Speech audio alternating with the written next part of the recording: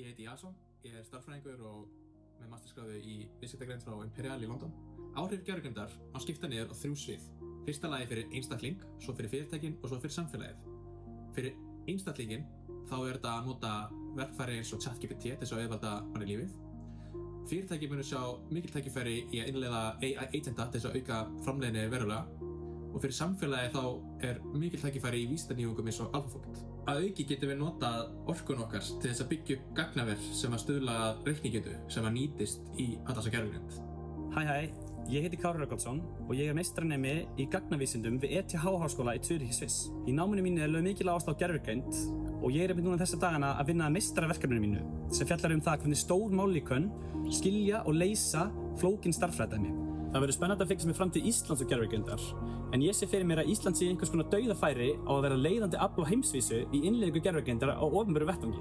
Einfaldlega vegna þess að stærð landsins þannig og við erum lítið samfélag, þannig að auðvelt að gera svona lausnin aðgengilega öllum, auk þess að við erum auðvitað mjög tæknilega þróað samfélag. Hæ, ég heiti Margrét Snorradóttir. Ég verkfræðingur og ég vinn hjá Íslenskri erfðagreiningu við forritun og hugbúnaðarþróun. Í sumar útskrifaðist ég með gráðu í reikniverkfræði frá Háskóla Íslands þar sem ég vann rannsóknarverkefni mitt ADHD og sköpunargáfu og mat- og sköpunargáfu með máltæknilíkunum. Fyrir mér gervigreindin ekki aðeins öflugt tól til þess að auka skilning á gögnum og flóknum kerfum, heldur líka lykilverkfæri í þróun tungumála. Með tungumálamiðaðri gervigreind og máltækni getum við tryggt að íslenskan lifi ekki aðeins heldur dafni líka í stafrænum heimi. Hæ, ég heiti Jón Hákon Garðarsson og útskrifast úr meistaranámi í stærðfræði og tölvunarfræði við Oxford háskóla. Þar lærði ég ýmislegt meðal annars algebrulega grannfræði og skammtatölur. Það sem ég tók eftir í Oxford og öðrum háskólum úti að það mikil áhersla lögð á gervigreind og öll þau verkefni sem tengjast gervigreind fá yfirleitt fjármagn. Þetta eitthvað sem getur tileinað okkur á Íslandi til þess að bæta við þróunina hér á landi. Að byggja upp gagnaver á Íslandi, þar sem við höfum aðgang að mikilli orku og nóg af roki og rigningu til þess að kæla þetta niður. Komið sæl. Ég heiti Viktor Már og ég vinn við beitingu gervigreindar fyrir sjálfvirknivæðingu ferla hjá Evolve. Ég tel að gervigreind á eftir að hafa mikil áhrif á flestar atvinnugreinar á Íslandi á næstu árum. Af minni reynslu þá tvennt nauðsynlegt til þess að Ísland sé í fremstu röð í þróun gervigreindar. Í fyrsta lagi það aðgangur að gagnasetti með háum gagnagæðum, þar sem gervigreindin einfaldlega endurspeglar hvað sést í gögnunum. Í öðru lagi það aðgangur að góðum tölvuinnviðum, þar sem bestu líkönum í dag krefjast mikla reiknigetu og getur tekið alltaf margar vikur til þess að þjálfa þau.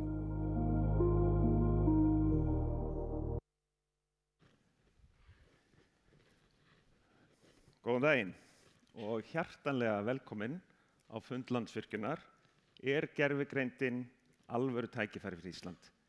Ég heiti Haraldur Hallgrímsson, ég forstöðumaður viðskiptaþróunar hjá Landsvirkjun og ég fundastjóri hérna með ykkur í dag. Við byrjum fundinn á að heyra í glæsilegum fulltrúum ungu kynslóðarinnar segja frá frábærum verkefnum og þeirra hugmyndum hvernig gervigreindin að breyta störfum og atvinnulífi framtíðarinnar.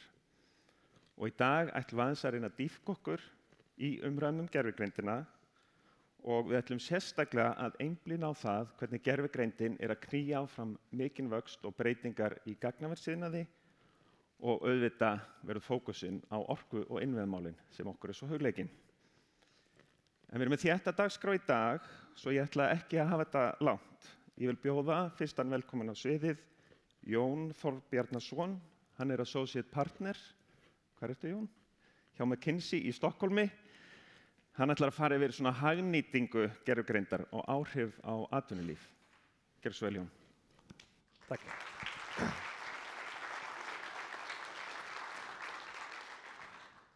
Takk fyrir.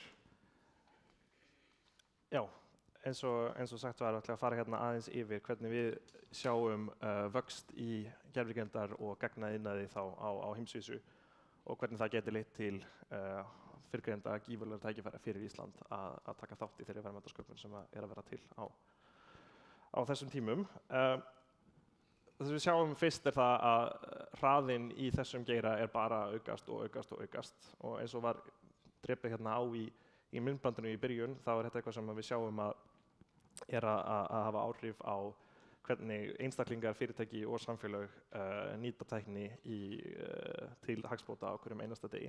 Og þetta eitthvað sem við höldum að muni halda áfram að stækka og stækka.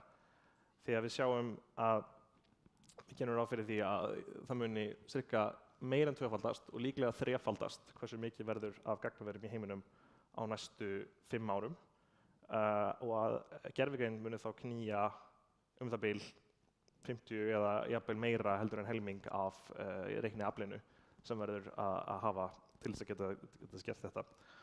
Þetta þýðir það að það verður þörf fyrir gífurlega aukna orku til þessa, ekki bara á Íslandi heldur út allt. Það sem við höldum að hlutdeild af þeirri orku í heiminum sem að fer í gagnaver geti mögulega þrefaldast. Í dag það í cirka 23% af raforku í heiminum sem fer til þess að knýja gagnaver og við höldum að þessu tala geti orðið nær 10% við lok þessa áratugar.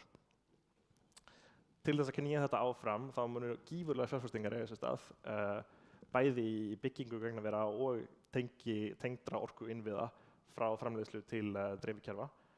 Og sú tala sem að mun vera eitt í þetta höldum við að séu kringum 7.000 miljardar bandaríkjadollara á næstu árum til þess að gera þetta allt saman. Það er 7 amerískar trilljónir.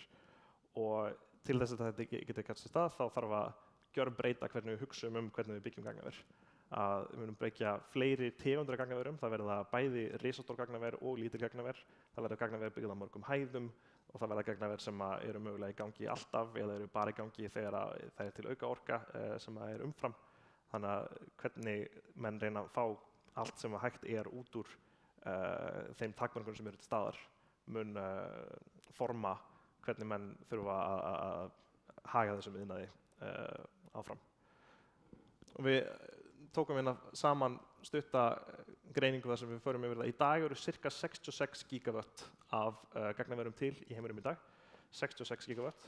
Á Íslandi sú tala langt innan við 1 gigawatt. Langt innan við hálft gigawatt, meira að segja. Og við trúum því að það muni líklega þrefaldast og minnst að kosta 2,5-faldast næstu 5 árin. Og hafa bara í huga að við höfum gert svipaðar greiningar áður og okkur hefur yfirleitt tekist að vanmeta hversu mikið það hefur aukist, hversu mikið þarf að gagnaverum til þess að knýja áfram eftirspurnina sem að hér eftir bæði geymslu og reikniafli. Það sem við sjáum að gerast í dag er að þessar takmarkanir sem voru nefndar hérna áður eru að knýja fram meiri skapandi lausnir fyrir það hvernig þú ætlar að byggja þetta út, að menn eru að leita á nýjum stöðum til þess að geta komist í það sem að þarf, sem eru land, sem eru orka, sem eru vinnuafl, sem eru grunnþættirnir til þess að geta byggt upp gagnaver.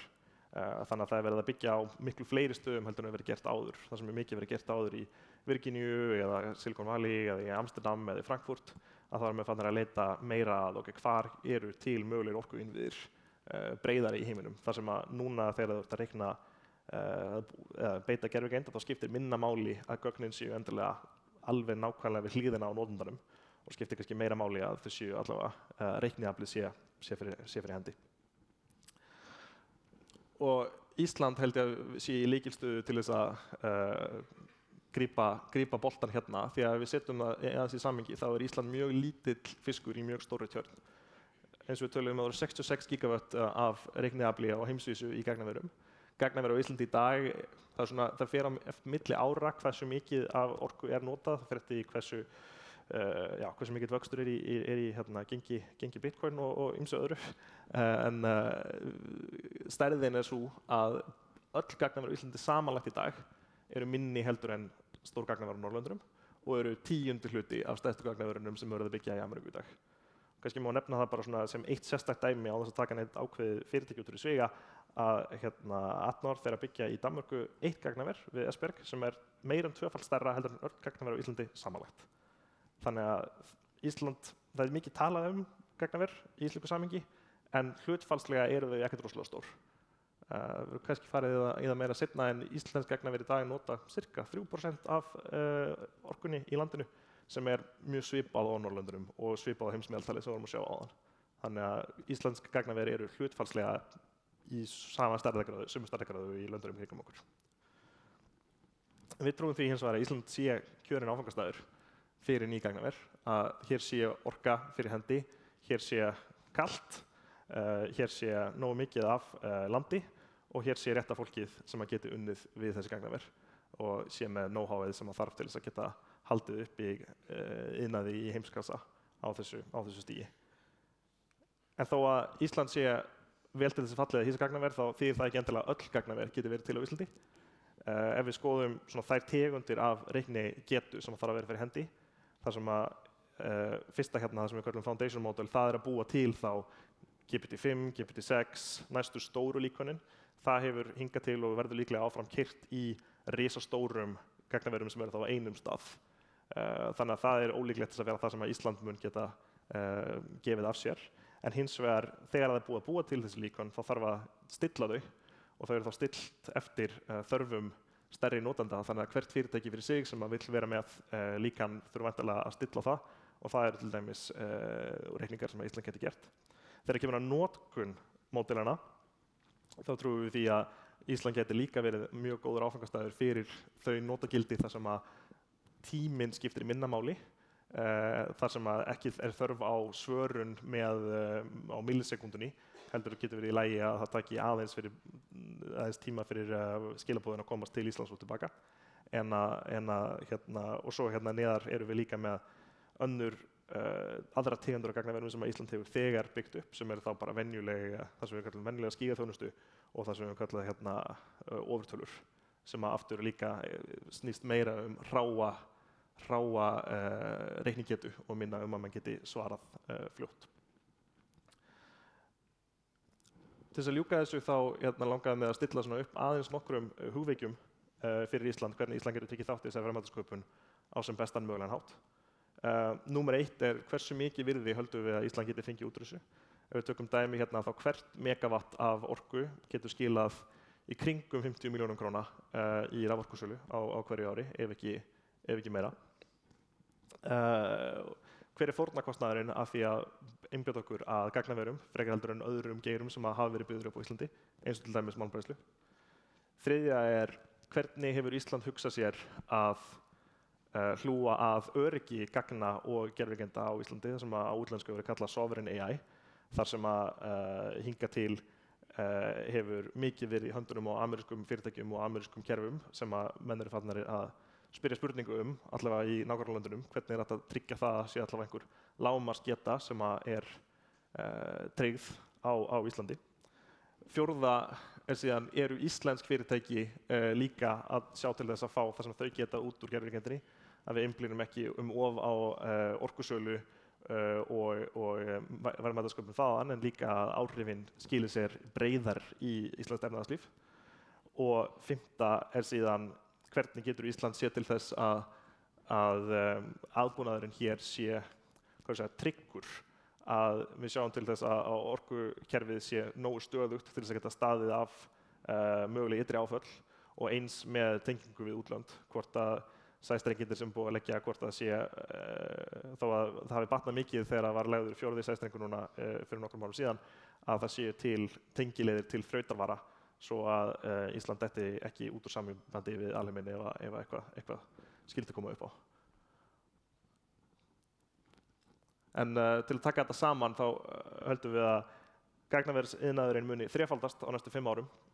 Ísland rosalega lítill fiskur í mjög stóru tjörn, en hefur náttúrulega rétt á því að geta tekið til sín góðan hluta af þeim vexti sem að myndi leiða til umtalsverðar verðmætasköpunar fyrir bæði Ísland í formi orkusölu og vonandi í gegnum aukina notkunnar á gervigreind í samfélaginu öllu. Takk.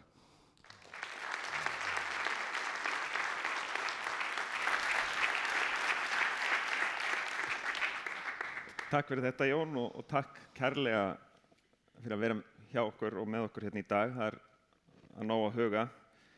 Næst ætlar Valur Ægisson, forstöðumaður viðskiptastýringar, að eiga samtal við Ásthildi Sturludóttur, bæjarstjóra Akureyrar, svona áhrif gagnavera á nærsamfélagið. Og bjóðum þeim hérna upp og meðan þau koma sér fyrir, þá skulum við hlýða á erindi frá suma fólkinu sem að reka þessi stóru gagnaver á Íslandi. Við hjá Borealis erum að reka gagnaver á 3 stöðum á Íslandi og líka í Finnlandi. Starfsstöðin okkar á Blönduósi, þar sem við erum stærst, náttúrulega ótrúlega skemmtileg. Gaman að setja það í samhengi við virkjunina í Blöndu. Þegar eldgosið hófst á Suðurnesjum, þá komu margir íslenskir aðilar til mín og sagði, heyrðu, við erum með gögn hjá okkur fyrir sunnan, en það er bara ekki gagn út á landi, þið verðið að gera eitthvað fyrir okkur. Þá fórum við og byggðum bara litla útgáfi að þá hófst það verkefni og fengum inn í rauninni kjölfestu viðskiptavinni til þess að væri hægt að svo halda áfram og stækka. Svona, ef maður horfir á landsbyggðina, þá er Akureyri svona þægilegasti staðurinn til þess að byggja gagnavera á Íslandi utan höfuðborgarsvæðisins, eða stóra höfuðborgarsvæðisins. Hérna er aðgengi að starfsfólki, hérna er flugvöllur, vörusendingar og svo framvegis. Í gagnaversiðnaði þá er það þannig að við getum selt vöruna sem ljós á sekúndubróti í gegnum gagnatengingar hvert sem í heiminum. Þetta er náttúrulega frábær starfsemi fyrir okkur af því að hún dregur úr flutningskostnaði og svona öðrum kostnaði sem við sem Íslendingar þurfum stundum að eiga við, til dæmis þegar við erum að flytja út vörur. Hingað til höfum við nánast undantekningarlaust kælt allan tölvubúnað með bind með lofti. Í dag dugar það ekki lengur, það þarf að fara í vökvakælingu. Þannig að það kallar á breytingu í hönnun og tækni. Við getum sagt að þó að við séum að tala vökvakælda búnað, þá er grunnurinn áfram svo sami. Við erum í raun og veru að áður höfum við notað loft til að kæla loft. Á sama hátt notum við áfram loft en núna bara til að kæla vökva í varmaskiptum. Þannig að umhverfið á Íslandi nýtist áfram sem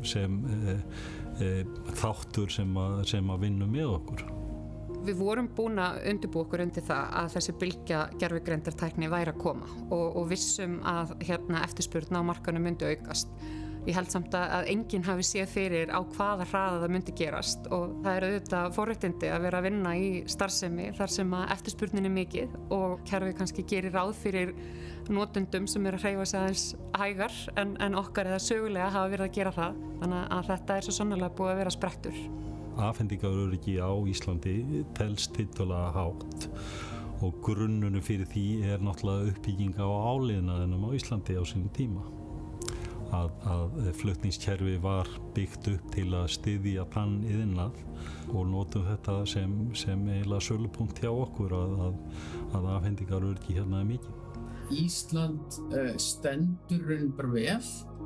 Við höfum mikið land til að byggja á. Við höfum græna raforku, við höfum kalt landslag, allt er þetta þættir sem henta mjög vel fyrir gagnaver, sem væri náttúrulega myndi bæta samkeppnisstöðu Íslands langmest, er að hér væri meira til af fyrirsjáanlegri grænni raforku. Allan eins og staðan er nú, þá stöndum við bara alveg ágætlega. Við verðum náttúrulega líka bara miðað við það sem er að gerast annars staðar. Þar er verið að byggja verðið mun ráðast af þeirri endurnýjanlegri orku sem er að koma út á markað þar. Og svo lengi sem að það er gott samhengi þar á milli, þá held ég að við getum óhrædd haldið áfram að framleiða ný orku á Íslandi.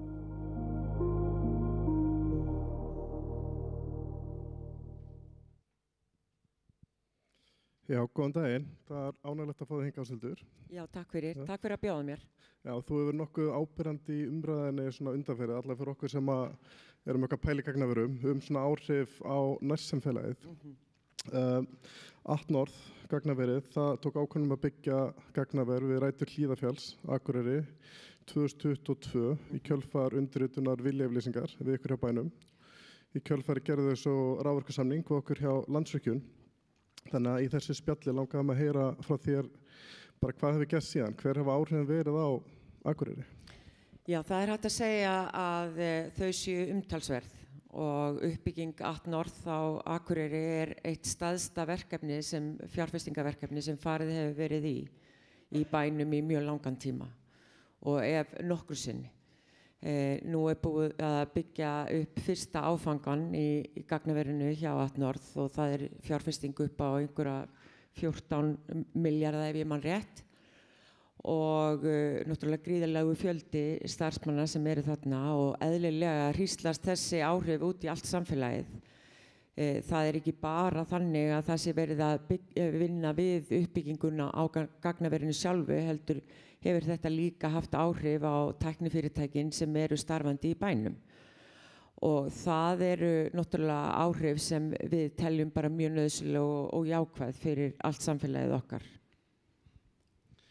En ef maður horfir kannski á bara svona bæinn sem slíkan og kannski bara svona bein áhrif á bara bæjarsjóð og eru þið farin að sjá eitthvað áhrif þar eða hvernig? Já, við erum farin að sjá það.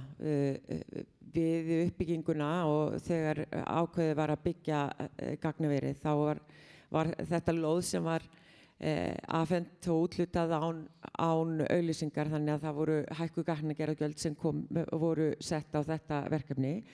Og svo eru það náttúrulega fasteignagjöldin sem koma inn og auðvitað útsvarið af því starfsfólki sem að vinna við gagnaverið. Þannig að við erum farin að sjá þetta beint á bæjarsjóðin hjá okkur. Ok, að þú nefnir starfsfólki, þá því stundum haldið fram í opinberu umræðu að þessi tiltölulega fá störf sem fylgja gagnaverum. En svona ef maður kannski kynni sér aðeins málið, þá sér maður kannski að það slætt á störfum og jafnvel líka sérhæfðum störfum, bæði í rauninni tækni og iðn störfum. Hvernig þetta hjá ykkur? Sko, samkvæmt þeim upplýsingum sem ég með, allavega þar síðustu sem ég fekk, þá eru starfandi hjá Atnorð einhvers staðar milli 25 og 30 starfsmenn hjá fyrirtækinu beint. En við framkvæmdina sjálfa á þessu uppbyggingarverkefni hafa verið 100 til 150 manns, svona mismunandi eftir því hvað í gangi. Þannig að þetta nú umtalsverður fjöldi sem að starfa við gagnaverið og ég geri nú ráð fyrir því að þegar öðrum áfanga lýkur þá verði talsvert fleiri starfandi við gagnaverið. Og þetta eru sérhæfðir starfsmenn. Og það náttúrulega það sem skiptir máli, að þarna hefur ungt fólk sem hefur verið að annarkort hefur búið fyrir norðan eða hefur tekið ákvörðun það að flytja norður, verið að fá störfið sitt hæfi. Og það eru alls konar störf sem þarna eru, þau sem krefjast sérhæfingar og sérmenntunar og sem betur fer þá höfum við getað mannað þessi störf eins og staðan í dag. Þannig þið hefur verið að sjá aðflutta Akureyringa flytja eftir heim? Já, bæði gamla Akureyringa og svo nýja Akureyringa. En eins og kannski, ef maður pælir aðeins í bara svona þessu menntamálum og þetta eru sérhæfstörf, er nóg af fólki með þessi þekkingu? Ekki eins og staðan í dag. Það skilst mér að það vanti upp á menntunina og það sem ég vil leggja sérstaka áherslu á að við þurfum að bregðast við. Það þarf að bregðast við strax í fjölbrautaskólum og náttúrulega í háskólasamfélaginu líka, en sérstaklega í verkmenntaskólanum að þar sé boðið upp á sérstaka menntun fyrir þá sem ætla að starfa í gagnaversgeiranum. Og ég held að þar þurfi greinin sjálf og náttúrulega samtökuðinnar eins og fleiri að koma að og leggja áherslu á og vera að lobbyera fyrir því að það verði farið í að kenna sérstaklega störf sem snúa að þessum geira. Og ég held að það sé bara mjög mikilvægt fyrir okkur að það byggist upp sérhæfing í þjónustu við gagnaverin. Nú í sumar þá kynntu þið samstarf Akureyrarbæjar og Atnorð nýtingu á glatvarma. Já. Við Íslendingar erum auðvitað vön því að það er nóg að heitu vatni og varma í jörðinni, þannig að við höfum kannski ekkert mikið verið að pæla í svona verkefnum. Nei. Hvaða tækifæri er þið að sjá þessu hjá bænum? Sko, við sjáum náttúrulega heilmikil tækifæri því að nýta glatvarman og það er bara tiltölulega stutt síðan að það var hægt að fara að nýta glatvarman og TTK sem er fyrirtæki hjá okkur, það var svona stórt verkefni sem var farið í að virkja glatvarman þar og þá er það heitt vatn sem var sett aftur inn á kerfið í bænum og þetta sneri náttúrulega líka að raforkusamningum og löggjöfinni kringum það. En nýtingin á glatvarmanum í kringum Atnorð, þá er gert ráð fyrir því að það verði hægt að nýta varman til samfélagslegra verkefna endurgjaldslaust og nú verið að setja upp svona lítil gróðurhús þannig að það sé hægt að kenna ungu fólki á Akureyri að nýta hvernig glatvarminn nýttur til þess að vera með ræktun í alls konar útgáfum. Þannig að ég til þetta vera bara svona partur af því að við fáum jákvæða ímynd og við nýtum allar auðlindir sem við erum með vel og vandlega og það fari ekki til spillis þannig að hitinn sem kemur af gagnaverunum verði nýttur í að rækta eða hvað sem eða notað vatn að það fari aftur þá inn á heitavatnskerfið því að það líka mikilvægt fyrir okkur. Við erum alltaf að leita heitu vatni þannig að þetta bara mjög jákvætt og skiptir miklu máli. Nú, maður segir kannski að glatvarmaverkefni sé svona kannski tæknilegt verkefni sem hefur áhrif á samfélagið. Hvað með bara svona stuðning við félagsstarf, íþróttafélög, hvað hafið þið verið að sjá þar? Sko, fyrirtæki hefur bara komið mjög myndarlega að stuðningi eins og við íþróttalífið í bænum og ég held að það sé bara mjög stór þáttur og bara það sem skiptir máli bara hvort sem það er gagnaver eða sjávarútvegsfyrirtæki eða hvað sem þess fyrirtæki sem eru að koma á starfa í samfélagunum þau þurfa að sýna þessa samfélagslegu ábyrgð koma með myndarlegum hætti að stuðningi við alls konar starfi í bænum. Það getur ekki bara verið verkefni sveitarfélaganna að styðja við. Þannig að ég hef bara verið mjög glöð með það að sjá hvernig fyrirtæki hefur tekið það mjög alvarlega að taka þátt í að styðja við alls konar starf. Og svona verkefni til dæmis eins og nýting og glatvarmanum að þetta bara mjög mikilvægt fyrir jákvæða ímynd fyrir gagnaversiðnaðinn í samfélaginu og að því að það hefur ekki alltaf verið mjög jákvæð ímynd af gagnaverunum á Íslandi og ég get alveg sagt ykkur það að þegar þegar áformin voru að koma fram fyrst þá náttúrulega hugsaði fólk bara leið og var talað gagnaver á nú að fara að grafa eftir mynd á nú að fara að vera með nýta raforkuna í einhvern myndgröft og þá var það var svona frekar neikvæðar hugmyndir sem fólk sá. En núna þetta algjörlega breytt. Það mjög breytt hvernig samfélagið lítur á það að vera með gagnaver. Og það bara mjög gott og það sérstaklega líka þegar það sér það að það eru fjölmörg störf sem skapast og að verktakarnir í bænum eru að fá störf sem skiptir líka mjög miklu máli. Mjög gott. Eftir því sem ég best veit, svona horfandi á bara hérna bænum, þá hefur uppbyggingin gengið frekar vel og frekar hratt með við hvað, svona, af því að þegar maður hugsar almennt svona framkvæmdir skipulagsmál, já, hún hefur gengið mjög vel. Oft langan tíma, sko. Já. Eitthvað sem hefur komið þér á óvart í þessu uppbyggingu eða eitthvað áskoranir sem þið langar að nefna? Kannski ekki endilega áskoranir, en það hefur bara komið skemmtilega óvart hvað þetta hefur gengið hratt og vel og að hversu jákvætt viðhorf hefur verið hjá samfélaginu út í þetta verkefni og hversu fyrirtækið hefur verið komið inn í samfélagið með jákvæðum hætti. Það engin fyrirgangur, sko. En þeir taka veru sína á Akureyri mjög alvarlega og átta sig á því að það skiptir máli hvernig þeir koma inn í samfélagið og taka þátt. Og það hefur komið mér skemmtilega ávart.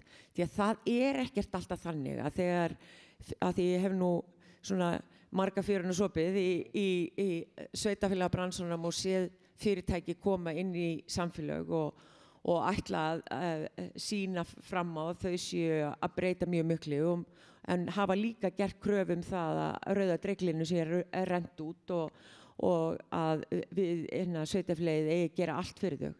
Það hefur hins vegar verið svolítið þannig hjá Atnorð og mér finnst það bara jákvætt að þeir hafa í raun og veru rennt út rauða dreglinu til okkar og það finnst mér vera gott að þeir vita það að þeir þurfa að leggja heilmikið á sig til þess að sanna sig í samfélaginu að þeirra atvinnuvegur sé komin til að vera.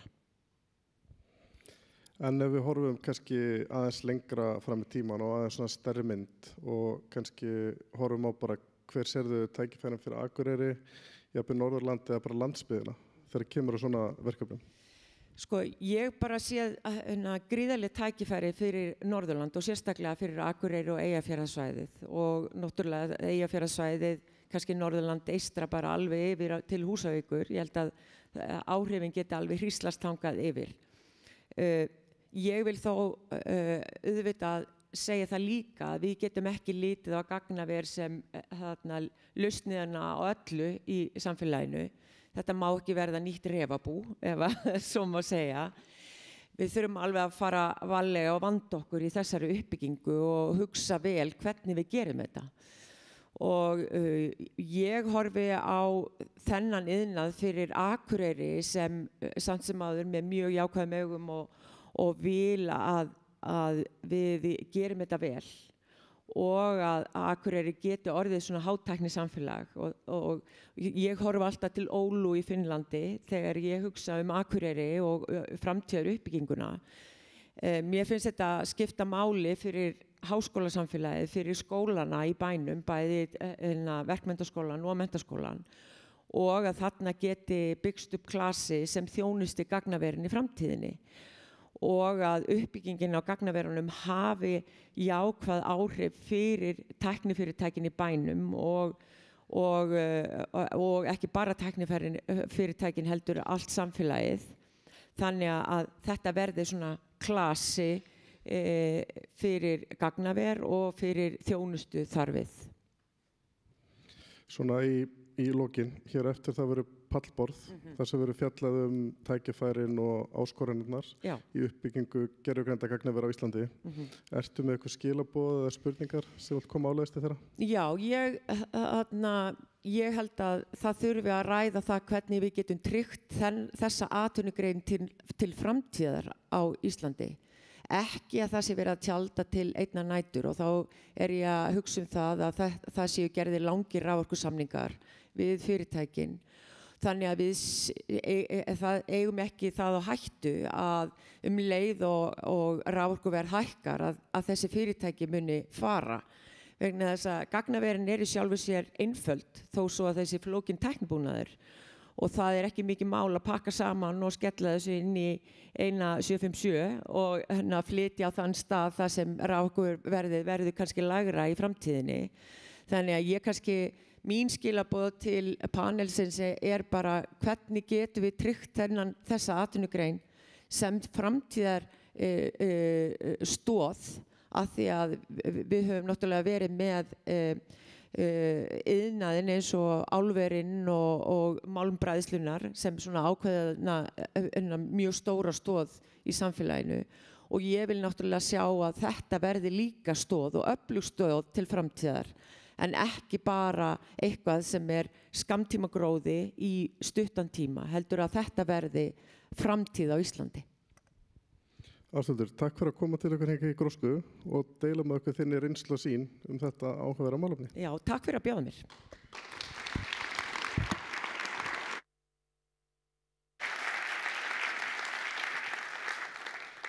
Takk fyrir þetta, Ásthildur og Valur.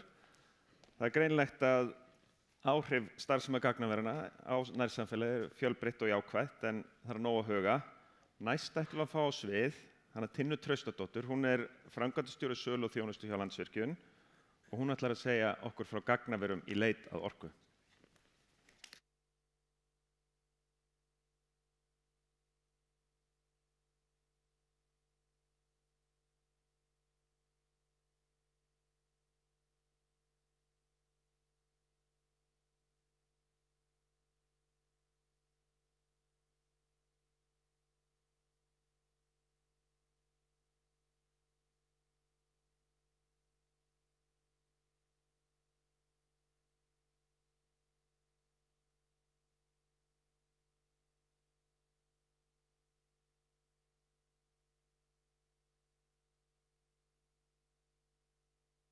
Alveg svo að Evrópa talsvert eftir á. og allt gengur þetta út á það að þróa tæknina sem hraðast, koma sér upp nauðsynlegum innviðum þannig að hægt sé að hagnýta gervigreindina. Og mögulega má færa rök fyrir því og einhverjum myndi segja að þessi tæknibylting beri einkenni bólumyndunar að einhverju leyti, en staðreyndin hins vegar sú að það verið að leggja gríðarlega mikið undir. Nú, við heyrðum frá unga og flotta fólkinu okkar hérna í upphafi og þá má kannski segja að gervigreindinni sé ekkert óviðkomandi. Bylting í hermunum og áhrifum lyfja á líkamann, nýjar aðferðir við að lækna sjúkdóma, námsaðferðir, veðurathuganir, loftslagsrannsóknir, svo bara örfá dæmi séu tekin. Og í dag erum við sjálfkeyrandi bíla, en einhvern tímann í framtíðinni verða þetta flugvélir og geimför. Og talandi framtíðina, þá ekki ólíklegt að störf okkar allra sem hér inni hafi breyst talsvert mikið með tilkomu gervigreindar og þetta á líka við athafnir daglegs lífs. Nú, það erfitt að rýna í kristalskúluna en líklega verða stökkin og framþróunin miklu meiri heldur en okkur órar fyrir. En það sem við vitum alveg fyrir víst að gervigreindin krefst mikillar orku. Og í dag nota gagnaver 1,5% af allri raforku í heiminum. Áliðnaður notar í kringum 3%, það bransi sem við þekkjum vel. Og Alþjóða orkumálastofnunin spáir því að eftir bara 5 ár, árið 2030, verði gagnaver í heiminum að nota 3% af allar raforku. Og aukningin að stærðargráðunni 500 teravattstundir og þetta fyrst og fremst tilkomið vegna gervigreindarinnar og aukningin að svipaðri stærðargráðu og 25-falt íslenska raforkukerfið. En ég vil undirstrika það alveg sérstaklega að það auðvitað talsvert mikil óvissa í þessum spám. Það óvissa á tæknihliðinni og líka viðskiptalegu hliðinni. Nú, sögulega hefur það verið þannig að málmvinnslur hafa verið stærstu kaupendurnir að raforku en þessi mynd hefur breyst. Og hér erum við yfirlit yfir langtíma samninga sem gerðir hafa verið í Evrópu endurnýjanlega orku. Þetta á 12 ára tímabili frá 2012 til dags í dag og orkugjafarnir aðalega vatnsafl, sól og vindur. Og við sjáum að það tæknirisarnir sem að raða sér í efstu sætin í dag og Amazon, bara þetta eina fyrirtæki, hefur tryggt sér uppsett afl sem samsvarar 4-földu uppsettu afli í öllu virkjanakerfi Landsvirkjunar. Nú, löndin í kringum okkur að þau hafa lagt mikla áherslu á að laða til sín gagnavesiðnað og ég ætla að tæpa á ávinninginum af þessari starfsemi og það hægt að tala beinu fjárhagslegu áhrifin, þjónustutekjurnar, innlenda fjárfestingu og auðvitað tekjur af raforkusölu. Þetta líka háframleiðni störf og það auðvitað leiðarstefið í nýrri atvinnustefnu sem verður mögulega komið inn á í pallborðinu hér á eftir. Uppbygging þekkingar og tækifæri til nýsköpunar og við í raun og veru þegar farin að sjá þetta á Íslandi. Hvernig upplýsingatækniiðnaðurinn hér á landi hefur blómstrað samfara því að gagnavesiðnaðurinn hefur að byggjast upp. Stafrænir innviðir annað dæmi, nauðsynlegur hluti af nútíma samfélagi, varðandi geymslugagna, umsýslugagna og auðvitað öflugar fjarskiptatengingar við umheiminn. Og svo það áhættudreifingin, en í dag 2/3 af útflutningstekjum þjóðarinnar sem koma frá 3 atvinnugreinum og það mikilvægt að fjölga þessum stoðum.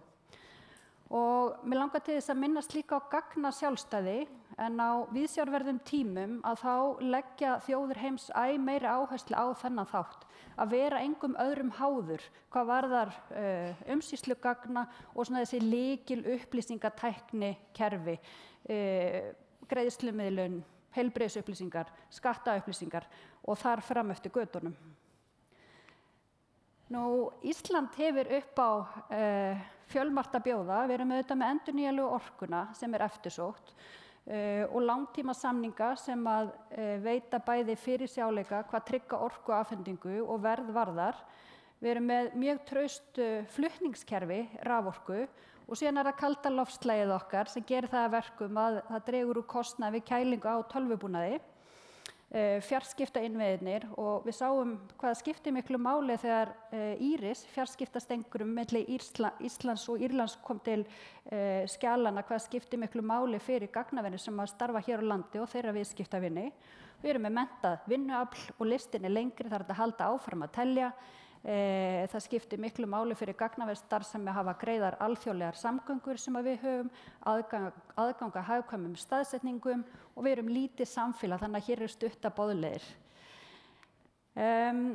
Nú á Íslandi starfa 3 alþjóðleg gagnaver og það Vörn Global sem var fyrsta alþjóðlega gagnaveri sem hóf starfsemi hér á landi. Þetta var árið 2009 og síðan fylgdu atNorth og Borealis í kjölfarið. Og til þess að byrja með að þá var starfsemin að stærstu leyti til á Suðurnesjasvæðinu en það hefur orðið mjög ánægjuleg breyting á undanfarnum árum og þá ég að vísa bæði í uppbyggingu gagnavers Borealis á Blönduósi og síðan gagnaver atNorth á Akureyri. Og það var gaman að heyra einmitt í spjallinu með Ásthildi áðan hvernig, og hún kemst svo skemmtilega orði, hvernig áhrifin af uppbyggingu gagnavers fyrir norðan, hvernig við hríslast allt samfélagið. Og við viljum fullnýta raforkukerfið með fjölbreyttri eftirspurn allt land og það líka áhugavert að það eru fleiri staðsetningar sem að henta undir gagnaveri heldur en margan annan iðnað. Gagnaverið þurfa til dæmis ekki endilega verið nálægt höfn og það sem að einkennir gagnaverin að þau hreyfa sig hratt, vilja grípa tækifærin og það eru líka þessar miklu fjárfestingar eins og við sjáum í gagnaverum fyrir norðan og líka hjá Vörn á Suðurnesjunum. Gagnaverin hér á landi að þau notum 3% af orkunni sem að hér framleidd og á síðasta ári námu samanlagðar tekjur gagnaverin á Íslandi 180 milljónum bandaríkjadollara og bein fjárfesting í tölvubúnaði og húsakynnum og svo framvegis nam 340 milljónum bandaríkjadollara á síðasta ári. Beinu störfin í geiranum 120 en samtök gagnavera á Íslandi hafa áætlað þegar óbeinu störfin líka tekið með í reikningin að þá þessi tala mun hærri og samanlagt sé þetta í dag í kringum 800 til 900 störf þegar allt tekið til. Gagnaverin sem að starfa á Íslandi, þau hafa líka verið að koma undir sig fótunum í löndunum í kringum okkur. Í Finnlandi, Svíþjóð, Noregi, Danmörku og Vörn rekur líka gagnaver í London og þetta eru skífurnar á myndinni. En síðan sjáum við líka á kortinu hvernig nágrannalöndunum hefur orðið ágengt í að laða til sín tækni risana og þessa svona áhugaverðu starfsemi. Og við getum keppt við sumar af þessum staðsetningum, sérstaklega staðsetningar þar sem að háhraða gagnaflutningar eru ekki skilyrði fyrir viðskiptavinnuna.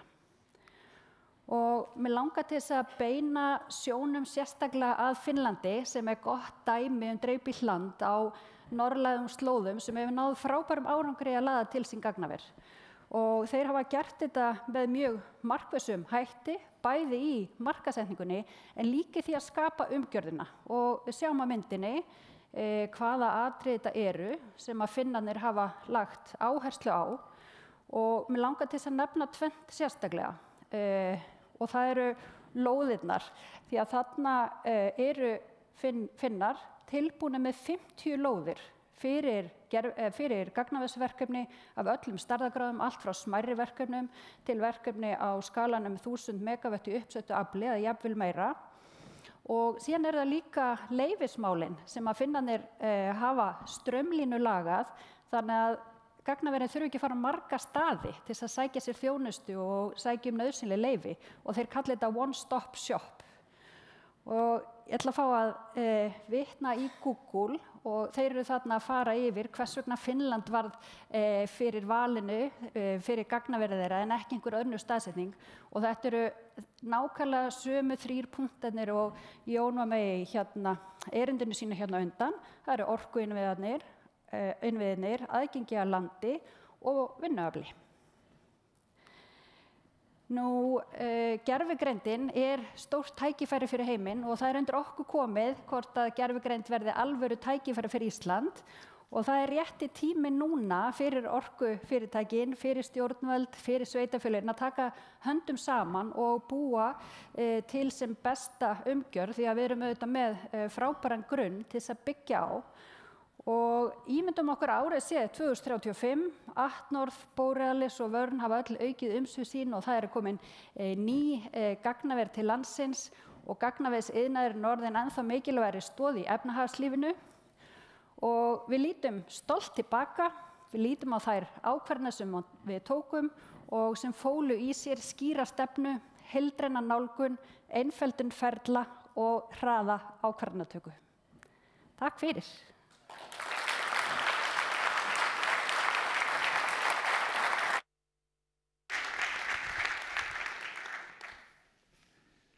Takk kærlega fyrir þetta, Tinna. En nú komið að pallborðsumræðum þar sem við ætlum aðeins að dýpka samtalið og við höfum fengið til okkar góða gesti til að ræða þau tækifæri og mögulega áskoranir sem fylgja gervigreindinni og vexti gagnavera á næstu árum. En á meðan þáttakendurnir koma sér fyrir þá skulum við heyra aðeins meira rekstrarumhverfi þeirra. Gagnaverin eru öðruvísi notendur heldur en aðri stórnotendur. Við erum náttúrulega bara háðir notkun okkar viðskiptavina sem við höfum enga stjórn á og þannig að við þurfum svona kannski meiri sveigjanleika heldur en aðri notendur. Samkeppnishæft verð, ákveðin sveigjanleika og nokkuð góðan fyrirsjáanleika á verðan. Þannig að við getum bundið verðin til 5-10 ára til dæmis að hjálpa mjög mikið. Við erum að vinna meira með rafhlöður og annað sem er ekki jafn langt komið hér á landi, einfaldlega vegna þess að markaðurinn kannski ekki jafn þróaður fyrir þessa lausnir. En þetta bara ótrúlega spennandi vegferð fyrir íslenska raforkumarkað að fara út í saman, bæði að finna þetta jafnvægi á milli þess að þurfa að vera bundin í langtímasamningum til að geta tryggt örugga vegferð fyrirtækisins, en að geta síðan mætt tímabundnum sveiflum og jafnvel þessum sveiflum í notkuninni með hætti sem að henta bæði kerfinu en líka rekstraraðilum þessa búnaðar. Við komum hér sem nýr notandi inn í kerfið sem er hannað í kringum aðra viðskiptavini og það auðvitað gerir það að verkum að það eru samningsskilmálar sem hafa verið þróaðir yfir löng tímabil og bara reglu umhverfi sem tekur kannski ekki jafn mikið mið af þessum iðnaði og þeim sem fyrir eru, en á sama tíma þá þessi iðnaður að hreyfast alveg rosalega hratt og það eru mikil tækifæri í honum og við finnum kannski fyrir svona meiri sveigjanleika í nágrannalöndunum okkar. Svo eru náttúrulega bara aðri hluti sem kannski snúa meira að stjórnvöldum. Það bara regluverkið og lagasetningi innanlands, að það sé ekki verið að búa til samkeppnishindranir og einhverja þröskulda. Gott dæmi þetta kannski að Ísland var flokkað sem þriðja heimsland gagnvart útflutningshömlu sem Bandaríkin voru að setja á. Þetta voru hömlur á innflutningabúnaði frá Nvidia. Það sem við finnum mest fyrir í augnablikki, það þessi óvissa. Það tekur langa tíma að fá svör hvort það sé til raforka, en það tekur líka langa tíma að fá svör hvort það sé hægt að fá flutning á raforkunum sem við viljum og væntanlega út af einhverju stöðu sem hér hefur skapast þá þetta svona svolítið að valda mönnum erfiðleikum. Það sem hægt að gera betur að auka sveigjanleika, að vera með fjölbreytt úrræði þar sem við erum bæði með langtímasamninga sem að tryggja báða aðila til lengri tíma, en svo geta mætt tímabundnum sveiflum með mörkuðum og sveigjanleikum og líka fyrir gagnaverin að vera með getu til að fjárfesta á móti kerfinu sem að gera það að verkum að gagnaverin í rauninni geta verið að styðja við kerfið og hjálpa því og mæta sveiflum í kerfinu á móti líka. Þannig að það til rosalega mikils að vinna að þróa þessar lausnir í sameiningu.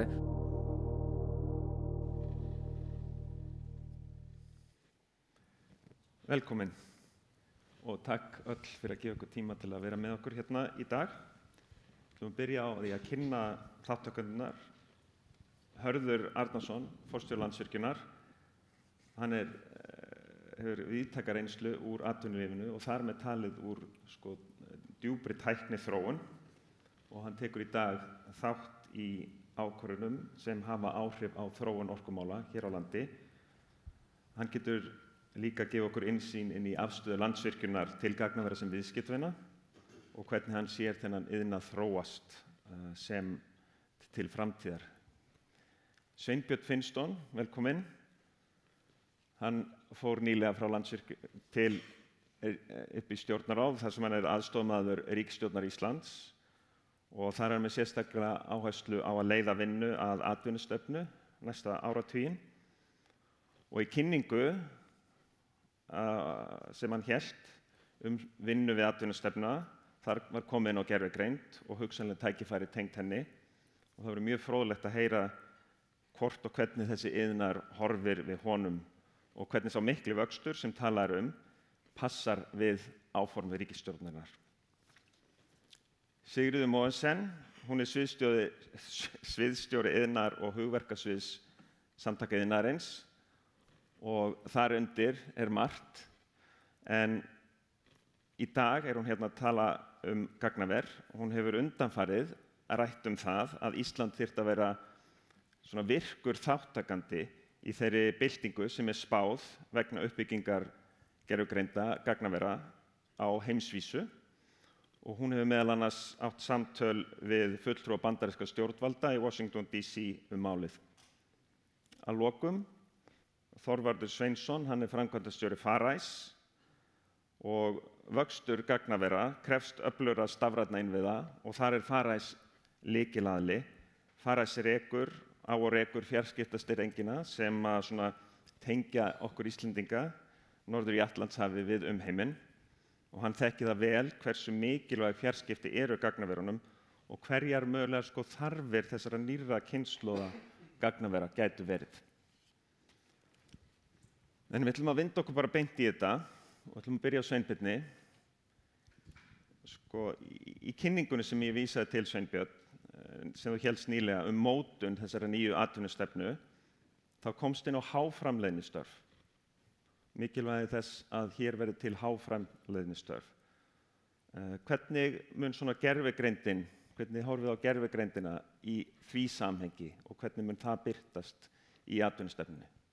Bara mjög góð spurning og svona mikilvæg vangavelta og bara takk fyrir boðið. Þetta ótrúlega fróðlegur viðburður og margt fróðlegt sem hefur komið fram. Varðandi atvinnustefnuna og þessa hugmynd sem þarf verið að leggja áherslu á að hvernig hífu upp framleiðni, hvernig leggja áherslu á vöxt greina með háa framleiðni.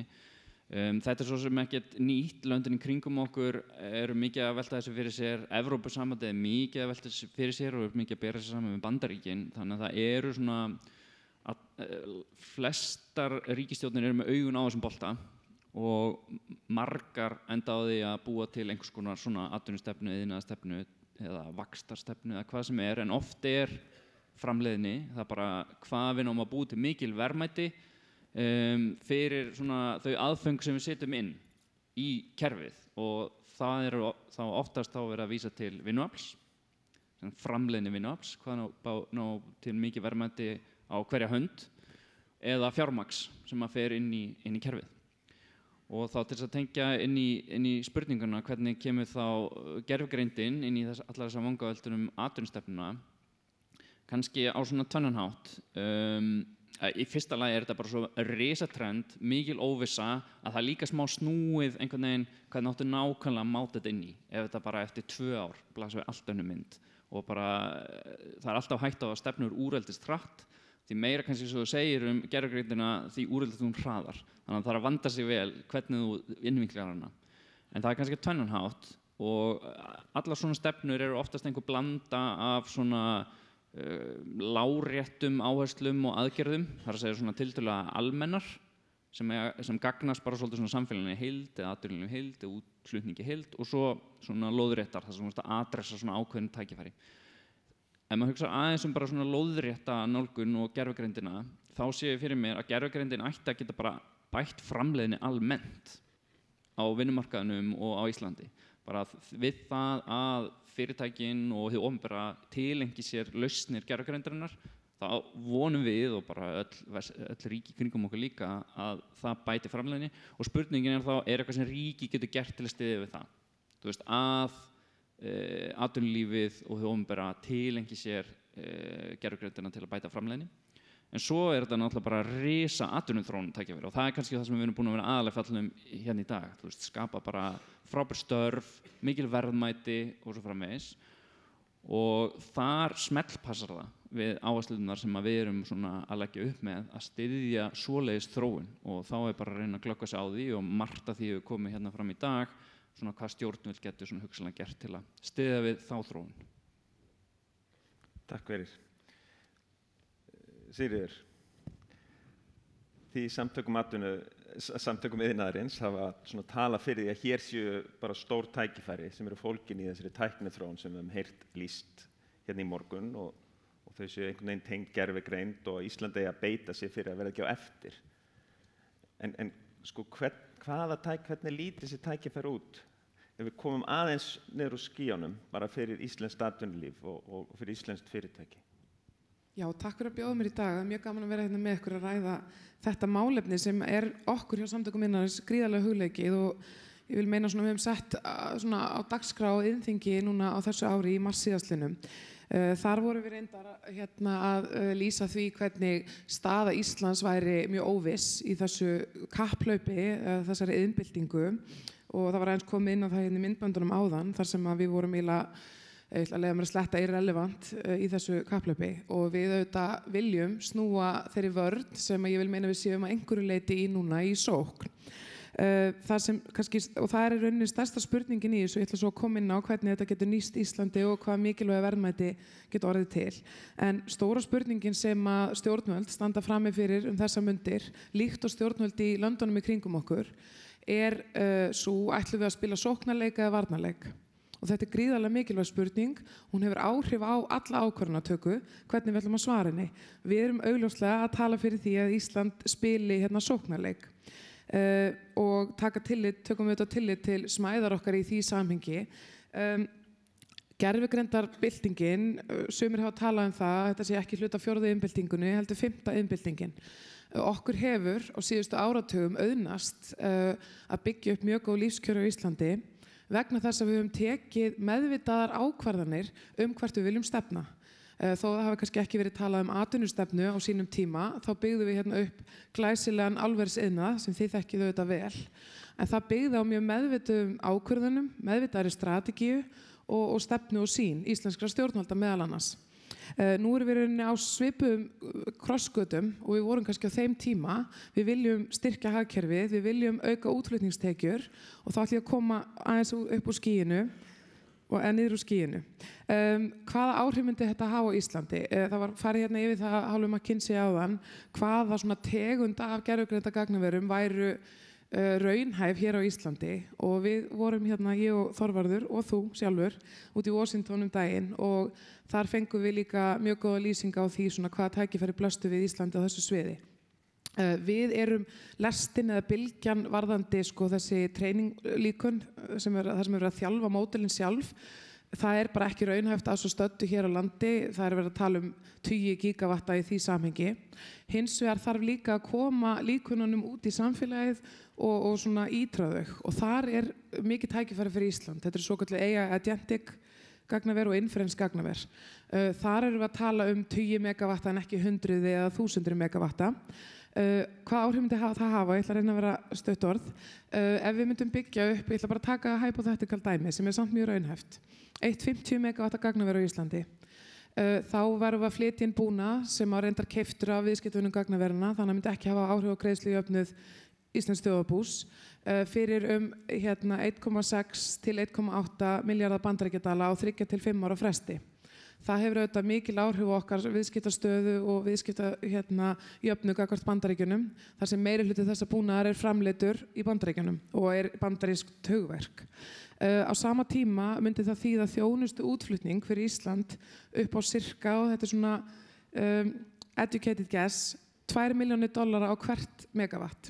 Og það þjónustu útflutningur sem gríðarlega mikilvægur fyrir íslenskt hagkerfi og þegar við erum að tala áhrifin, þá erum við að tala raforkukaup sem auðvitað mjög mikilvæg áhrif og kostnað eða verð fyrir raforku og fleira, en við þurfum að horfa á þetta í samhengi við hagkerfið í heild sinni, þannig að þjónustu útflutningstekjur íslensks hagkerfis fyrir hvert megawatt raforku inn í slíkt gervigreindagagnaver $2 milljónir og þið getur nú öll hérna inni, gerir ráð fyrir mjög fljóta að reikna hvað það þýðir fyrir 1 megawatt. Þannig að ef við erum með 50 þá getið þið reiknað það. Forsendan fyrir öllum þessum tækifærum og það sem mun líka hafa mikil áhrif á Ísland er lagning á sæstreng milli Íslands og Bandaríkjanna sem eitt dæmi og hérna Þorvarður getur auðvitað komið miklu betri inn á það.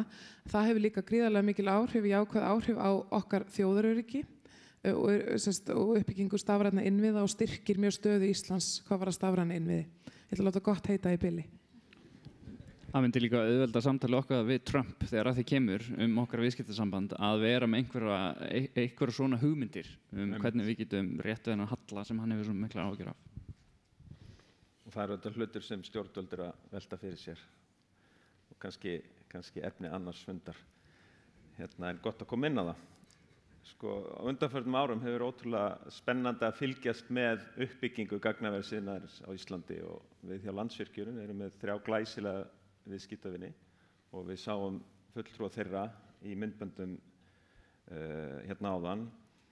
En Hörður, hvernig horfir sko Landsvirkjun og þú á þau tækifæri sem við verðum að tala hérna í dag og einnig kannski bara hefur orkuðunar á Íslandi yfirleitt getu til að mæta þessum stóru tölum sem við sáum á skjánum? Já, ég má segja kannski að við náttúrulega lengi séð gagnaverin sem áhugaverðan viðskiptavin fyrir Landsvirkjun og það bara út frá áhættudreifingu að fá fleiri heldur en okkar góðu málbræðslu til þess að starfa hérna á Íslandi og það er náttúrulega verið mjög skemmtilegt að fylgjast með þessari þróun og þetta er svona svo dæmigerð tækniþróun sem maður hefur nú fylgst með gegnum áratugina.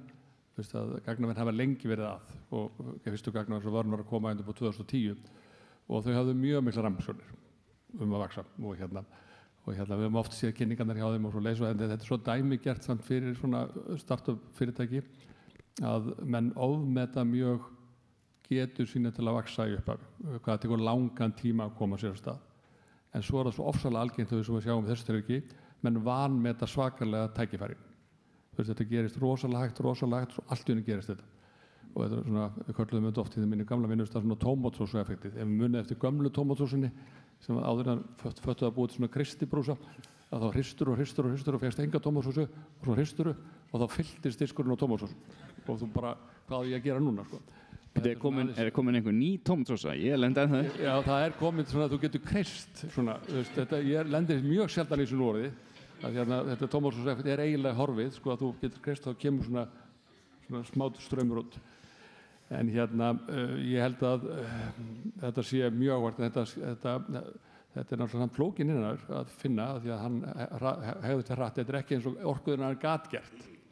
Orkuðurinn gat bara fundist í viðskiptavinn og sem var þá yfirleitt álver og svo bara byrjuðum við að tala saman og svo ákváðum við við ætlum bara að gera langtíma samning og þau voru tilbúin að gera samning sem eiginlega var líftími virkjunarinnar og svo varum við hagkvæmt að tók álíka langa tíma að byggja álverið og virkjanirnar, svona cirka, þau voru kannski 3 ár og við svona 4 ár.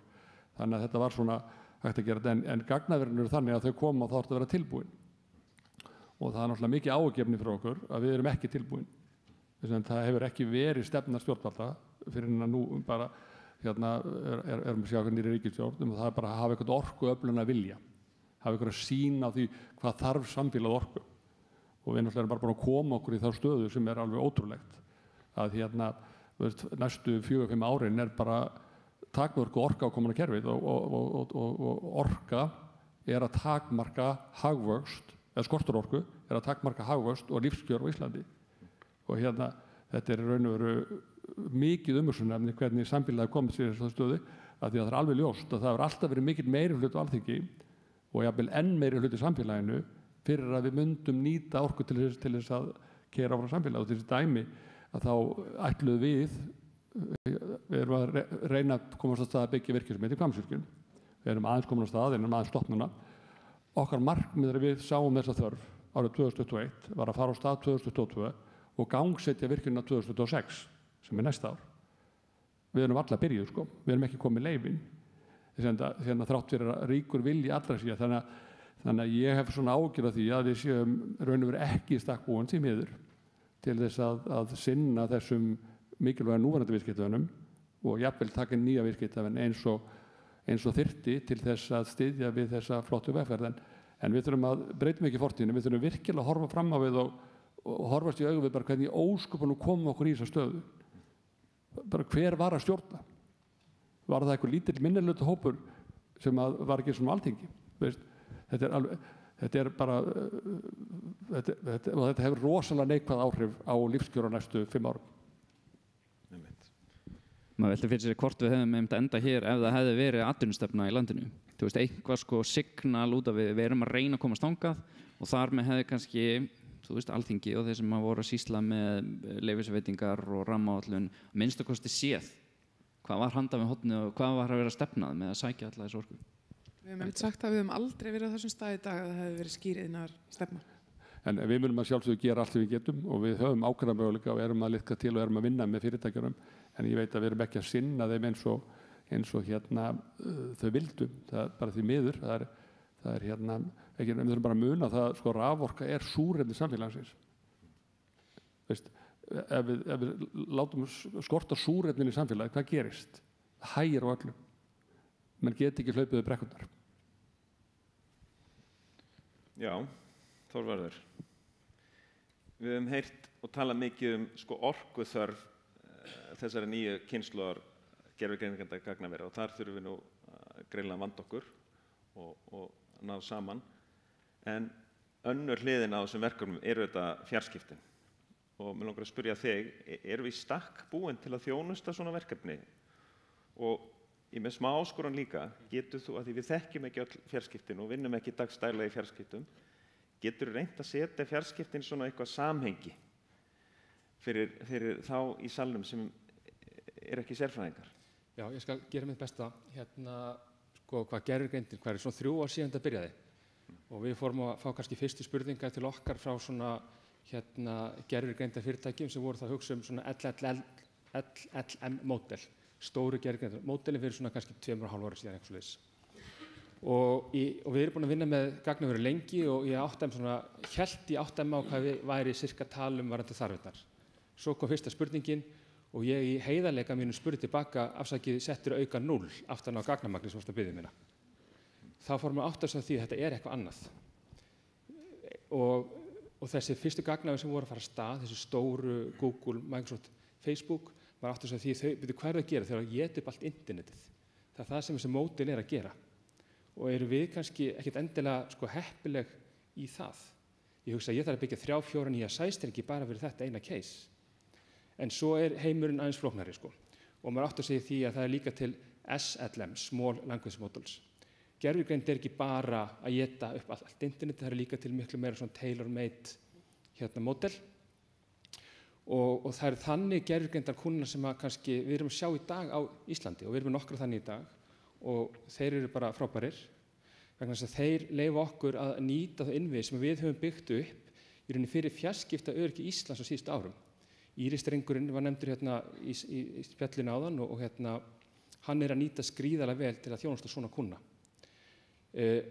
Annað dæmi, Ásthildur talaði áhrifin á Akureyri. Fjarskipta öryggi á Akureyri er búin að vera í samtali í svolítinn tíma. Það var útfall þar fyrir 2 árum sem var mjög þungt. Atnorð var að byggja stórt gagnaver þarna sem er alvöru gervigreindar gagnaver og alvöru gervigreindar kúnni sem er gríðarlega kröfuharður kúnni. Og fyrir þann kúnna þá gátum við í rauninni hannað endapunkt útlandafjarskipta á Akureyri. Þannig að hérna erum við að sjá að ekki eingöngu erum við að styrkja það útlandasamböndin til Íslands. Það hjálpar ekki Akureyri ef allir hnútpunktarnir eru á suðvesturhorninu. Við viljum fá hnútpunktarna til Akureyrar, til að Akureyri verði öruggur staður líka. Þannig að þetta spilar allt saman. Þannig að í rauninni þessi uppbygging á gagnaverum eins og hún er búin að vera og þessi uppbygging á gervigreindamódelum, svarið er ekkert einfalt já og nei, getum við annað þessu, við getum annað ákveðnum kúnnum og kannski það eru þeir kúnnar sem kannski finna sig á Íslandi út af stöðunni í orkumálum. Við getum sinnt ákveðnum kúnnum, þau eru fínir, svo eru bara aðri kúnnar sem við eigum ekki til orku fyrir eða ég þyrfti bara að byggja 3 nýja strengi fyrir. Takk fyrir þetta. Sveinbjörn, ef við veltum áfram fyrir okkur svona kannski hlutverki og áætlunum stjórnvalda, Forsætisráðuneytið auglýsti, eins og mörg eitthvað viti, nýlega stöðu verkefnisstjóra stórfjárfestinga.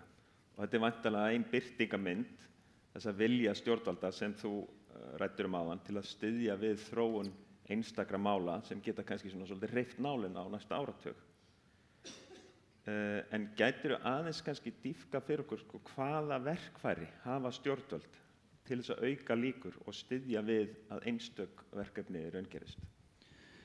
Já, ég held að sé klárlega að sinna í fyrsta lagi bæði þessu svona jarðvegi bara almennt. Ég meina það svolítið var nefnt í þessum erindum sem við höfum heyrt og sem að Jón hjá McKinsey fór yfir. Það eru ákveðin svona atriði sem augljóslega snúa svolítið svona stjórnvöldum. Ég meina leyfisveitingar, að það sé næg orka í landinu, að við séum með aðgengi að sérfræðingum, þá annaðhvort að mennta þá hér eða að minnsta kosti þá hægt að flytja þá inn til starfa. Það eru svona atriði sem að þurfa að vera í lagi. En svo þegar koma svona stórverkefni, bara eins og gerist reglulega, það sem er einhverjir hafa metnað í þessum geira eða öðrum geirum, það er ekkert endilega bara að vera gagnavera gervigreind. Það sem að stjórnvöld hafa séð og hagaðilar á Íslandi hafa séð að hvað átt að banka hjá stjórnvöldum, hvernig átt að hitta. Og það sem gerist oftast er að aðilar fara svolítið svona hringinn. Þeir hitta, fara í fjármálaráðuneytið, fara í forsætisráðuneytið, fara í orkumálaráðuneytið og það er vel tekið á móti þeim en ekkert endilega samræmt svör sem að koma frá þessum ráðuneytum og þetta er bara svona smá, þetta flækir myndina og býr kannski ekki, þetta eykur ekki líkurnar á því svona verkefni verða veruleika. Ef að stjórnvöld get ekki svona í fyrsta lagi bara við aðeins svona betur samræmt hvernig viljum við nálga svona aðila og taka á móti þeim og getum við jafnvel verið proaktív með aðilum eins og ykkur í þessu pallborði að sækja stór áhugaverð verkefni. Og þessi staða sem þú varst að lýsa, þetta væri þá einstaklingur sem við segjum fyrir ykkur að geti byrjað að svona grípa svolítið þetta og bara svona reyna að átta sig á því hvernig getum við svona stjórnvöld verið með hraðari ákvarðanir. Það var nú eitt líka sem var minnst á þessi aðili væri þá bara svona innan kerfis innan stjórnsýslunnar að rukka svolítið heyrðu, við þurfum að fara að taka afstöðu hvernig á að knýja hana fram og það er bara svolítið erfitt ef þú stendur fyrir utan stjórnsýsluna. Sem náttúrulega það eru aðilar sem að reyna að ýta áfram verkefnum og eru að reyna að fá fram afstöðu á stjórnvöldum en tekst það ekki alveg en gæti kannski tekist betur ef það er svona makkar sem þið geta að leita til þarna hinum megin við vegginn. Þannig að það er svolítið hugsunin og þá geti þessi verið svona að kafa ofan í verkefnin, skilja út af hvað snúast og geti þá líka svona innan hús verið að tala svona, leggja þau á borð fyrir svona valdhafa og kerfið í heild. Takk fyrir það. Við bara verðum öll að ýta í sömu átt. Það er málið og mér finnst stundum oft gleymast að þegar að tala við erlenda aðila að koma til Íslands, þetta er oft þungt samtal og að sannfæra stór fyrirtæki koma til Íslands er bara stundum flóknir en fólk átt að sjá, þannig ýta í sömu átt. Já, og góð punktur og það er svona erlendir aðilar að tala hvað er auðvelt að hitta íslenska ráðherra. Það er til dæmis ekkert endilega gott það sendir oft merki sem að þau túlka öðruvísi en kannski ráðherrarnir. Ráðherrarnir vilja bara, þú veist, ýta undir góðar hugmyndir en þau fá merkið, herru, við erum greinilega fremst í röðinni. Þau sem ekkert endilega þessum hugsunin, þannig að við erum að reyna að skerpa svona aðeins á þessu. Sigurður, ég veit að ég sagði að það þyrfti annan fund stjórnmálin í Bandaríkjunum og geopólitík, en mér langar samt aðeins að ýta. Þú hefur svolítið velt þessu fyrir þér. Getur aðeins útskýrt fyrir okkur svona hverjir þið sjáðu sem svona hagsmun Íslands og hvernig svona skynsamlegt gæti verið að vinna og verja þá hagsmuni? Já, við stöndum á tímum þar sem að alþjóðaviðskipti er í uppnámi, myndi ég segja, og á svona tímum þá þurfum við að hugsa út fyrir boxið og það mun ekki duga okkur að fara til Bandaríkjastjórnar og leggja það til að þau geti flutt inn 10 viðbótar nautasteikur til Íslands og það muni einhvern veginn laga vandamálin varðandi viðskiptajöfnu Íslands og Bandaríkjanna. Þannig að við, þetta var svona smá bara brandari sem ég tók frá framkvæmdastjóra samtakanna, við sem sagt höfum verið að horfa á það eru gríðarlega stórir hagsmunir fyrir Ísland varðandi þessa iðnbyltingu sem gervigreindin sem ég fór aðeins yfir áðan. En eitthvað meira, það miklu meira í þessu. Þetta auðvitað bara hágeopolítískt, eins og Tinna kom inn á hann í sínu erindi, þá eru Bandaríkin og Kína, þessi risaveldi, að keppast þessa þróun. Þegar Bandaríkin og Kína leggja svona miklu áherslu á eina tæknibyltingu og þetta er nútíma vopnakapphlaup, þá hljótum við að spyrja okkur, er þetta nýja jafntjaldi í heiminum? Er þetta nýja, það sem mun skilja á milli þeirra þjóða sem að verða með öflug og góð lífskjör eftir 20-30 ár og hinna sem sitja eftir? Og svarið við því er líklega já, þetta mun skilja á milli þjóða. Og í því stóra samhengi erum við að horfa á þetta. Ekki bara út frá gagnaverðsina heldur út frá heildarhagsmunum Íslands, þó að jákvæð áhrifin eru mjög mikil af uppbyggingu gervigreindargagnavera. Og þetta geti haft áhrif á okkar samningsstöðu gagnvart Bandaríkjunum í tollamálum sem núna fyrirhuguð samningaviðræður, miklu meiri áhrif, talandi að hreyfa nálina, heldur en eiginlega allt annað sem við getum komið með að borðinu. Af því að þetta eykur viðskipti Íslands og Bandaríkjanna og það fallega við það er að þjónustuútflutningur Íslands til Bandaríkjanna eykst og vöruútflutningur Bandaríkjanna til Íslands á móti í einhverjum hlutföllum. Þannig að þetta geti skipt sköpum varðandi líka bara okkar framtíðar viðskipti við Bandaríkin og myndi hafa áhrif líka á þegar Bandaríkin kynna næst einhvers konar útflutningstakmarkanir á þessum gríðarlega mikilvæga tæknibúnaði, að þá er Ísland á kortinu sem við vorum ekki fyrir 12 mánuðum og 6 mánuðum og það mun hafa mjög mikil áhrif á okkur hvar við lendum í slíku samhengi. Þannig að þetta er hágeopolítískt og svona lokapunkturinn. Við erum mikið að tala um öryggi, þjóðaröryggi, viðnámsþrótt samfélagsins.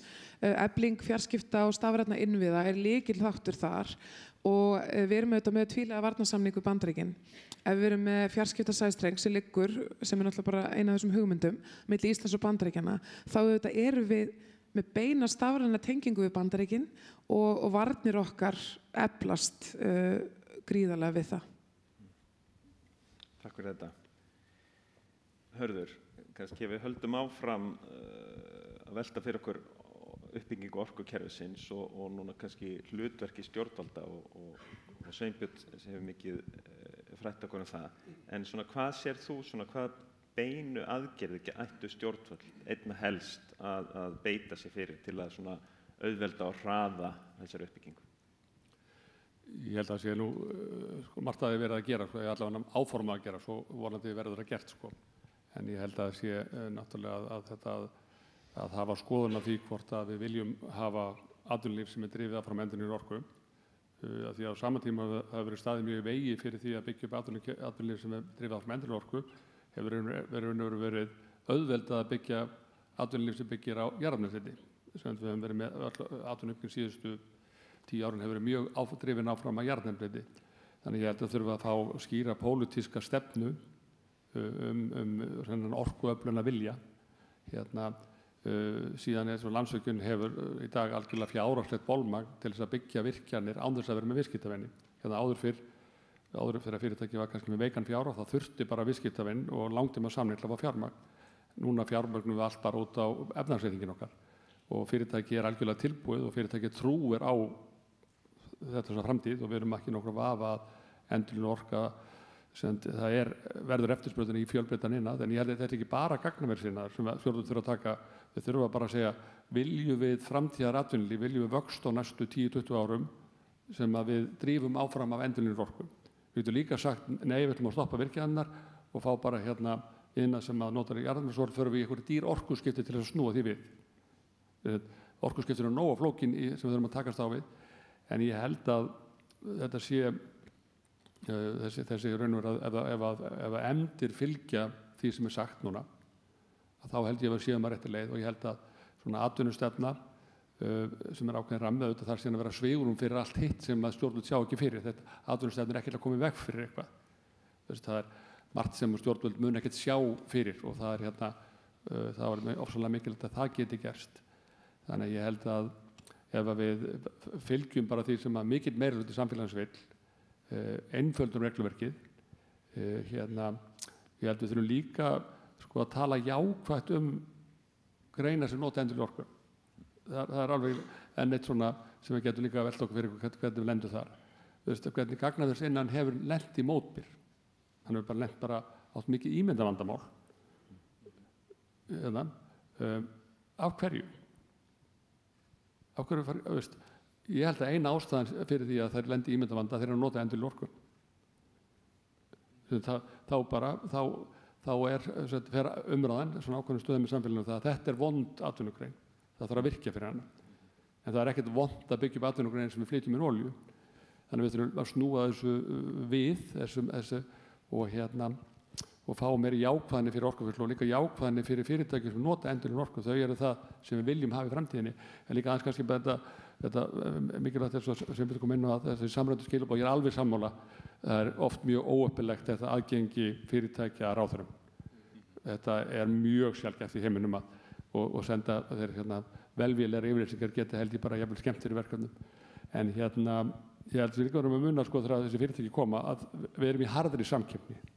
Og þó við teljum að endurlega orka sé endalaus eftirspurn, það er ekki rétta lýsingin. Þetta er öll fyrirtæki sem koma hérna, fyrstulega komið ekki nema þessi velkomin og þau koma, þau eru að gera greiningun á þessum þurfa, sko, þá er það veikasti punkturinn sem verður ráðandi. Veist, ef það er sko eitt er kannski með kannski svona 6-8 atriði sem er lykilatriði fyrir staðarvali, ef það er eitt atriði sem að þau fá loðin svör, kannski engin svör, þá fer allt út. Þetta er veikasti hlekkur sem ræður og það er hérna með gagnaðsina sem er sérstætt með að við kannski annan innað sem við höfum verið að gera, sko öll nágrannalöndin vilja fá hann innað. Öll. Og sem segir kannski hvort það sé skynsamlegt að bera sig eftir honum. En ef að stjórnvöld láta verkin tala, gera það sem ég segja, þá held ég að margt muni lagast. Já, ég held að við séum nú heppin með þessi stjórnvöld að þegar við allavega séð hinga til að þau gera það sem segist alltaf að gera. Tókuðu eftir að ég saði ef. Já, og bara ég held að eitt styrkleiki þessar ríkisstjórnar er að hún allavega segir það sem hún ætlar að gera og stundum vera einhverjir ósáttir og það er bara partur að vera með alvöru pólitíska afstöðu er að það geti ekki allir verið sáttir. En klálega sjáum við verkefnin sem þarf að ráðast í til að þetta gangi allt saman upp og við vitum að það liggur mikið á líka ef við ætlum að vera með í kapphlaupinu eins og við verðum að lýsa þá þarf heldur betur bara eftir bermar. Takk fyrir það. Má ég rétt kommenta á þetta með aðgengi að ráðherrum? Ég held að það sé hárrétt. Hins vegar vil ég benda á að þegar búið er að taka pólitíska ákvörðun og það er pólitísku vilji fyrir slíkum verkefnum, þá fer þetta upp á ráðherraleveli. Það er kannski við erum að gera allt og snemma hér. Og eitt dæmi það er að þegar Amazon var að tilkynna fjárfestingu í Bretlandi, þá var það Donald Trump sjálfur og Keir Starmer sjálfur sem undirrituðu þann samning, eða það sem tengist þeim samningi. Þannig að þetta er á hæsta pólitíska levelinu sem er líka enn önnur vísbendingu hversu eins og ég lýsti á geopólitískt þetta er og hvað áhrif menn hafa stöðu þjóða til framtíðar. En þú veist, ráðherrar ekki verið að hitta alla kúrika sem hafa áhuga á að koma hingað, sko. En þegar góðir ráðgjafar eru búin að filtera alvöru verkefni sem skipta Ísland raunverulegu máli frá hinum, að þá er vissulega komið að aðkomi ráðherra.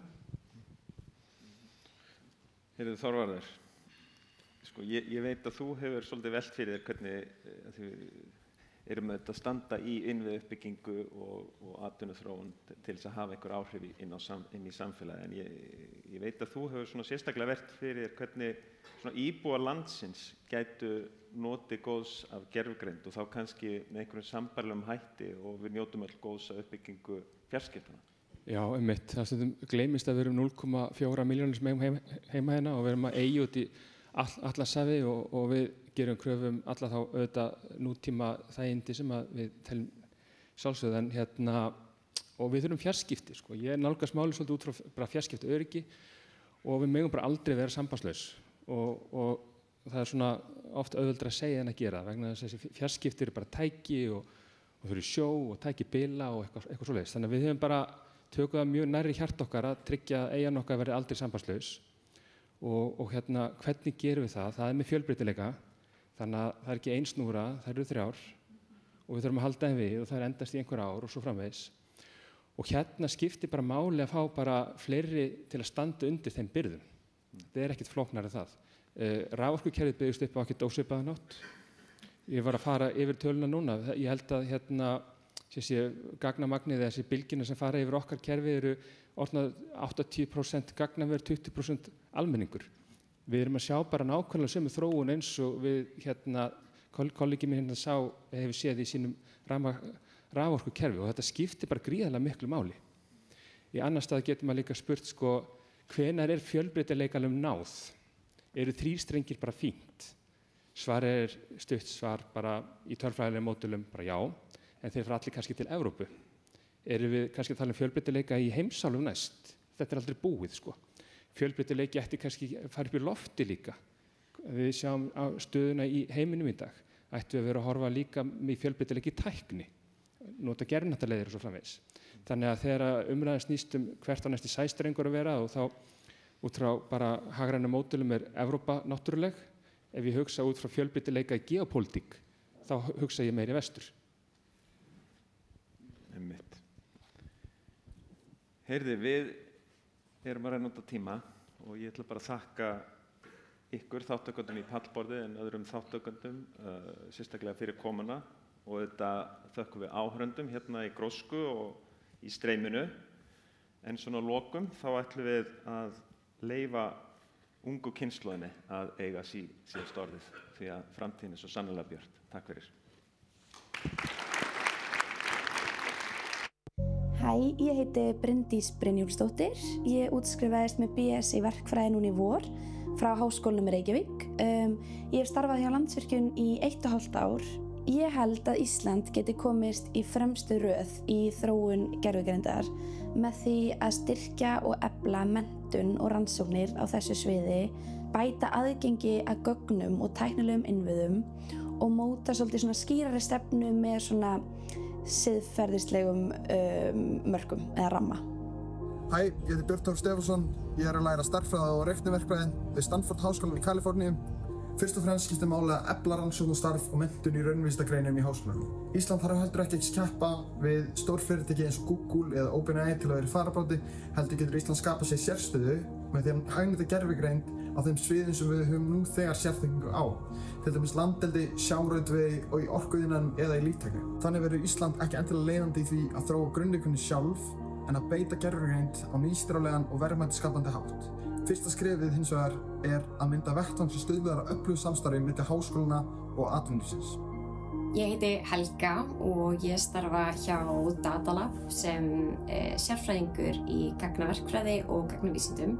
Við erum með alls konar gervigreindarverkefni. Það skiptast svona svolítið í tvennt hjá okkur. Það er annars vegar þessi svona hefðbundna gervigreind sem eru þessi spálíkön og útlegagreining og svona þessi líkön. Svo er það hin típan af gervigreindarverkefnum sem við erum með, sem eru svona þessi spunagreindarverkefni. Það eru bara svona hluti sem þurfa að vera til staðar, þú veist, það þurfa að vera nógu góð gögn, markmið þarf að vera skýrt og svona þess áttar og þá er eiginlega bara magnað hvað er hægt að nota gervigreind í dag. Hæ, ég heiti Jón Máni Björnsson og ég er í meistarnámi við tölfræði og gagnavísindi við Stanford Háskóla. Fyrir námið var ég að vinna hjá fyrirtæki sem heitir Evolve sem sérhæfir sig í snjallri sjálfvirknivæðingu. Námið sem ég er í núna fyrir bæði yfir undirstöður og hagnýtingu gervigreindar og það sem ég langar að tala er mikilvægi þess að Ísland leggi áherslu á það að fólk þvert á svið afli sér þekkingar á hagnýtingu gervigreindar og þeim tækifærum sem felast í henni utan hefðbundinna lausna eins og ChatGPT. Gunnhildur heiti ég og ég er að vinna sem Data Scientist hjá 2021.ai hér í Kaupmannahöfn. Ég held að Ísland sé í mjög góðri stöðu í að taka þátt í þróun og gervigreind.